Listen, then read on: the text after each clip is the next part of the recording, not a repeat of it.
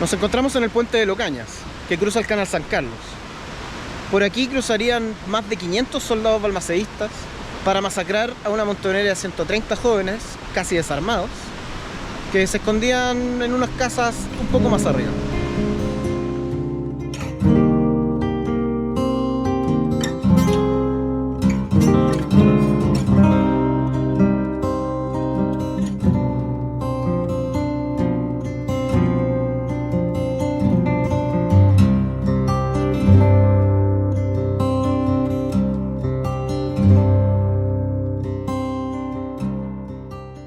Había estallado una guerra civil en Chile. Los congresistas y la Armada Revolucionaria venían en camino desde Iquique y preparaban un desembarco en Valparaíso para derrotar finalmente al ejército de Balmaceda, que se encontraba disperso entre Coquimbo y Concepción. Los balmaceístas ya habían detenido varios intentos de sabotaje, fusilando a los opositores que intentaban cortar las comunicaciones telegráficas y de los ferrocarriles. Pero pese a esto, el Comité Revolucionario de Santiago haría un último llamamiento para convocar una montonera que cortara los puentes del río Maipo y asegurara el desembarco de la Armada. Aquí en el centro, en una casona aristócrata como esta, se reuniría el Comité Revolucionario de Santiago para planificar los atentados contra el gobierno de José Manuel Balmaceda. ¿Pero quiénes componían este comité? El Comité Revolucionario de Santiago era un grupo de políticos, empresarios y aristócratas contrarios a Balmaceda, organizados con el único fin de cometer actos de sabotaje para desestabilizar al gobierno en la zona central, donde los congresistas no tenían aún presencia militar. Ya conocimos a Carlos Walker Martínez, diputado de la República, del Partido Conservador, que sería el principal ideólogo de la guerra civil, y en este caso actuaría como el líder del comité, el cual estaba compuesto además por Eulogio Altamirano, Pedro Montt, Eduardo Mate, Belisario Prats, Melchor Concha y Toro y Agustín Edwards, muchos apellidos conocidos que resuenan hasta el día de hoy, influenciando día a día la política chilena. Pero por supuesto que estos personajes no eran quienes se ensuciaban las manos. Es por esto que Carlos Walker llamó al ingeniero Arturo Undurraga Vicuña, presidente de una sociedad secreta llamada Unión Patriota, para que formara la gran montonera que debía preparar el camino para el desembarco de la Armada. Así, el día 16 de agosto, los miembros del grupo Unión Patriota se encontraban reunidos en la casa de los Undurragas, planificando distintos posibles atentados para acompañar el desembarco de la Armada Revolucionaria. Todos estaban en pleno conocimiento de los decretos del 10 y el 14 de agosto, que terminaron por fusilar a otros como ellos.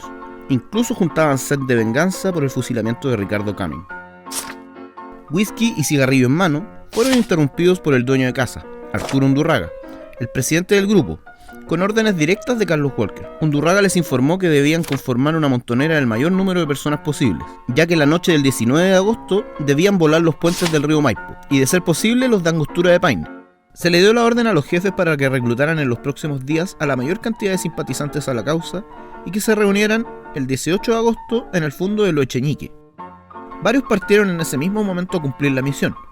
Sin embargo, minutos más tarde, los que se quedaron conversando habían cambiado el lugar de reunión. Solo algunos tendrían que ir a Lo Echeñique a aprovisionarse de armas y caballos. Todos los demás debían llegar directo al fondo de Locañas. Esa misma tarde llegaría a los portones de Locañas Ismael Zamudio y Carlos Flores, de 21 y 18 años respectivamente, con el fin de conseguir caballos para reclutar a los montoneros, y se toparían de frente con el administrador del fondo, don Wenceslao Aránguiz Vargas, amigo de Carlos Walker y compañero del Partido Conservador, quien no tenía idea del plan de la montonera y se enteraría en ese momento que usarían su fondo para la reunión. Rápidamente paró en seco al par de jóvenes y los mandó a sus casas, tratándolos de locos, jóvenes inexpertos, sin preparación militar, jugando a la revolución sin tener idea de la seriedad del asunto. Les negó los caballos aludiendo que los espías de Balmaceda se darían inmediatamente cuenta del complot si ven a grupos de gente por los caminos en dirección al fondo. Al día siguiente, Ignacio Fonsalida, joven escritor de 28 años que había participado en varios diarios de la oposición a Balmaceda escribiendo columnas políticas, totalmente convencido de la seguridad que aseguraba Undurraga, se dirigió al fondo de Lo Echeñique, junto a su hermano y su sirviente, en un lujoso carruaje, encontrándose en el camino con más amigos que se unirían a la montonera. Al llegar a Lo Echeñique, en el lugar nadie los estaba esperando. No había armas ni caballos, y ya había unas 14 o 16 personas más que habían llegado, también por la mala información de Undurraga. Luego de un momento de decepción, se reunieron los jefes y finalmente supieron que debían ir a Locañas, ahora todos juntos al mando del jefe Eduardo Silva. Mientras tanto, en un fondo de San Bernardo, Santiago Bobadilla recibía la noticia de la montonera. Con 22 años, hijo de administrador de fondo, tenía estudios universitarios, pero la vida de un campesino, y por ser letrado era un gran líder en su comunidad. Tomó 6 caballos del fondo de su padre y comenzó a reclutar gente de San Bernardo para partir luego a Locañas. Luego de haber rebotado en Locheñique, finalmente llega a Locañas el grupo de Ignacio Fuenzalida, comandado por Eduardo Silva, con aproximadamente 23 personas. Fueron recibidos por Wenceslao Aránguiz, quien una vez más les comunicó que no tenía idea de la misión, pero al ser un grupo más grande los dejaría pasar. Para evitar cualquier problema, decidió que no se quedaran en las casas de Locañas, que podían ser muy obvias para los enemigos, sino que mejor se quedaran en una pequeña casita de vaqueros en el manantial de Panul, un par de kilómetros más arriba, para estar más ocultos en medio del bosque. Subiendo por el bosque, abandonaron los carruajes y subieron a pie, y por el cansancio decidieron parar a dormir en el camino. Pero fueron despertados por una lluvia en la madrugada, por lo que rápidamente continuaron hacia la casita de Panul. Durante la mañana, más grupos habían llegado a Panul. Los jefes presentes avisaron que a las 3 de la tarde habría una reunión, por lo que todos bajaron hasta acá, donde en ese entonces estaba la casa patronal del Fundo Locañas. A las 15 horas debía hacerse la reunión, sin embargo se atrasó 3 horas. El ánimo de los montoneros comenzaba a decaer, luego del atraso y la desinformación que los hizo rebotar en Locheñique. Se estaba poniendo en duda la seriedad del asunto, muchos pensaban en irse, pero discursos patrióticos como los de Ignacio Fuenzalida, totalmente comprometido con la causa, ayudaron a levantar la moral de los montoneros. A las 6 de la tarde llegaría finalmente Arturo Undurraga. Comienza la reunión general para organizar el atentado, y Undurraga les leyó la carta recibida desde el Comité Revolucionario de Santiago. Dirigirse a la línea del ferrocarril del sur y destruir los puentes Pirque, Los Morros, Maipo, Paine y Angostura. Además, destruir los hilos telegráficos y telefónicos. Hasta ahí era más o menos lo que los montoneros sabían y estaban dispuestos a hacer. Pero Undurraga continuó. Después deben hostilizar a los partidarios del gobierno y entrar a Santiago para dirigirse a La Moneda, pasar a cuchillos a sus moradores, hacer igual con el general Barbosa, general Velázquez y otros partidarios del gobierno. Esta acción se debe llevar a cabo al aviso de don Carlos Walker.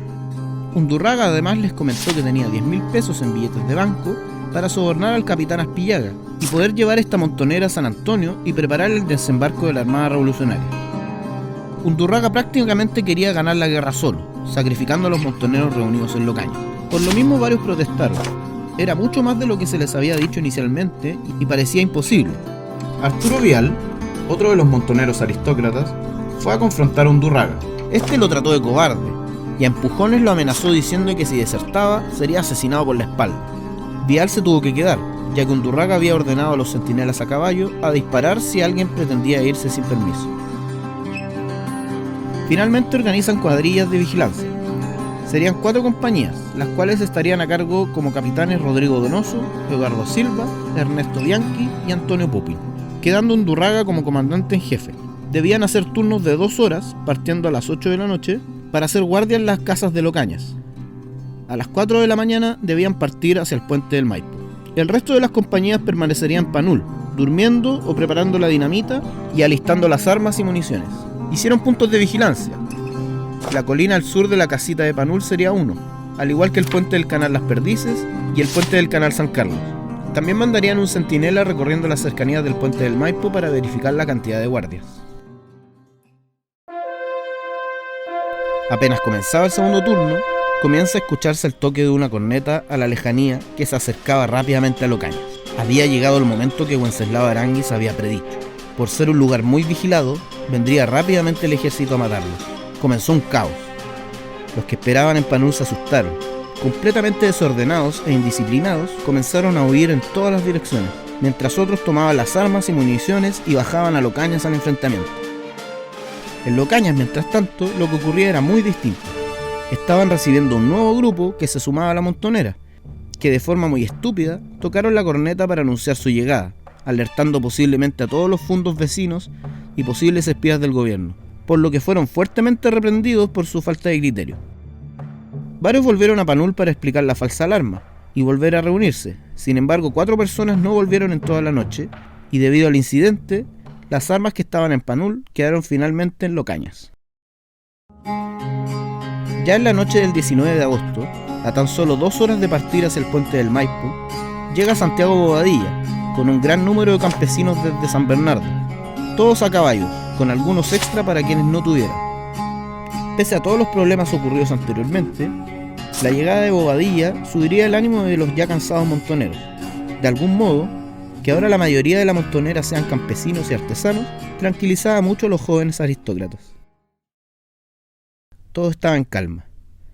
El silencio de la noche presagiaba quizás el ruido que estaría por venir.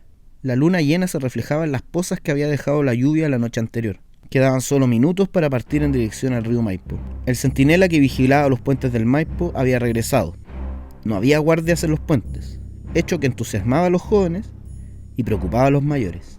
De pronto el vigía que estaba en el puente del Canal San Carlos lo alcanza. Le dice que sintió una tropa de caballería subir por el camino principal. El centinela, aunque cansado por el viaje, bajaba rápidamente y en menos de un minuto vuelve y junto con el vigía tranca en el portón del puente. Sube raudo pasando por las casas de Locañas gritando ¡ocúltense! ¡ocúltense! Sigue hacia arriba. En pocos minutos llega hasta Panul y da aviso a los capitanes. ¡Dispersión en el acto! Viene tropa de caballería sobre las casas de Locañas. Los habían delatado. Más de 500 soldados balmaceístas irrumpían en el fondo de Locañas, disparando, dando sablazos, humo, gritos, sangre. Había comenzado la masacre.